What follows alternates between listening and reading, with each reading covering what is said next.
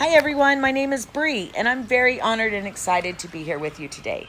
Some very special people at Wooga have given me the opportunity to play around with one of their islands, so let's have some fun. I'm going to share with you my symmetrical style and color techniques of decorating an island. Last but not least, I will show you how I piece a scene together.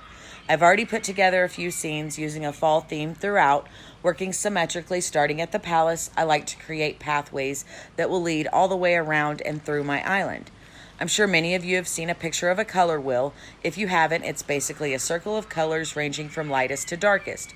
Contrasting colors are colors that are on direct opposite sides of each other on the color wheel, therefore making them complementary, or they naturally create the strongest contrast. For example, purple and yellow, or red and green. The prime use of contrasting colors is to direct a viewer's attention to a subject. Creating depth and height into a scene can be obtained with the use of trees, and in this case, mountains. Placing them behind and in front of Maggie's farm, I attempted to make this area appear to be down in a valley. I also used those same items to hide the brick walls on the island. The palace. You can't move it, it's stationary. You have two choices. You can decorate around it or block it off with other items. I like to decorate around it by first making a palace garden. By creating this space, it gives me a great location to change out some of the seasonal sets without tearing the rest of my island apart. For example, I can store this scene or sell most of it or distribute items to other parts of my island.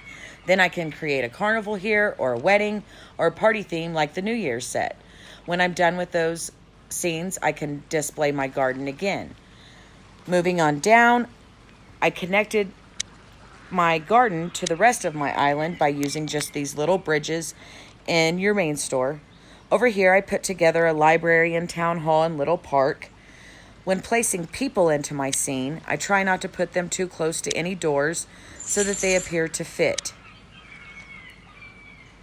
The same with when I'm putting animals in a scene, I try to put the largest animals the furthest away from any doors.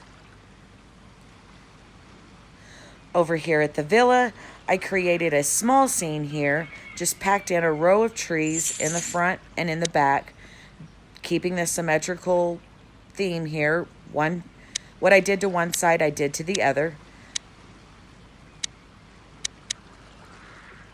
This little piece here is from the wedding set. It has sand on the bottom, and I really don't want sand in my scene, but I do want the flowers.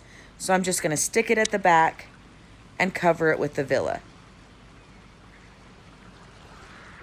Next, over here in this scene, in this square, this is where we're going to put together a cemetery memorial gardens.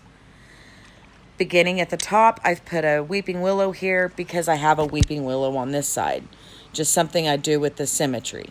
I also put little purple verbena at that entrance, so I'm going to do the same here.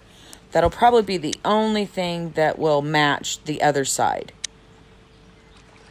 They don't have to be perfectly symmetrical on each side. These pieces here are from the Peril set, I believe.